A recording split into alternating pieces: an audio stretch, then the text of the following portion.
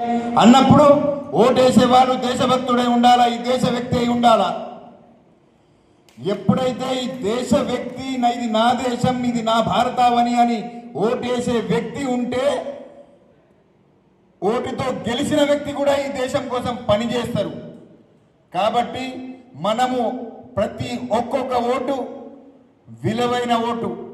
మన ఓటు మనం ఎందుకు కాపాడుకోవాలి? ఇంతమందిని పిలిచి ఈరోజు మనము ఈ సమ్మేళనం ఎందుకు పెట్టాలంటే ప్రతి ఓటు విలువైనది. ఆ ఓటును కాపాడుకోవాల్సిన బాధ్యత మీ అందరిపైన ఉన్నది.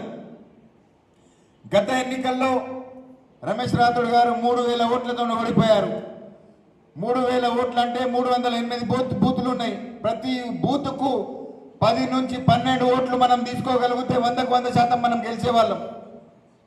అంటే మనము బూతుకు 10 నుంచి 12 ఓట్లను మనము సరిగా చూసుకోగలిగితే ఇక్కడ మనము గెలిచేవాళ్ళం. కానీ మనం ఈ చిన్న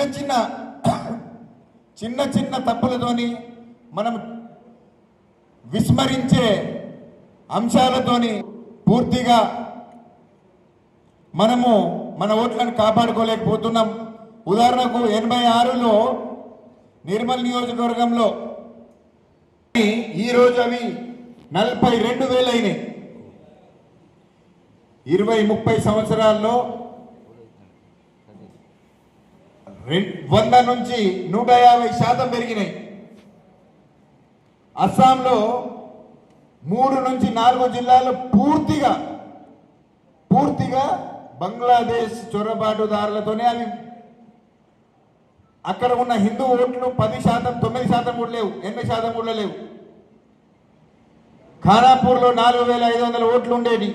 ఈరోజు 4,900 ఓట్లు ఉన్నాయంటే మనము 2003 నుండి 2005 లోపల 2002 నుండి అన్నప్పుడు ఓటేసేవాడు దేశభక్తుడై ఉండాలా, ఈ దేశ వ్యక్తి అయి ఉండాలా.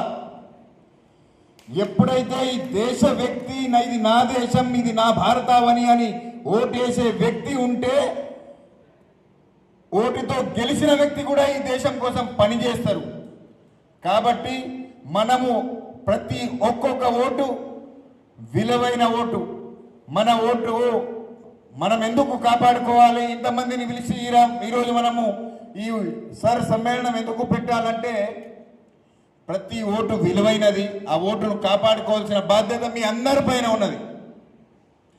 గత ఎన్నికల్లో రమేష్ రాథోడ్ గారు 3000 ఓట్లతో ఓడిపోయారు. 3000 ఓట్లు అంటే 308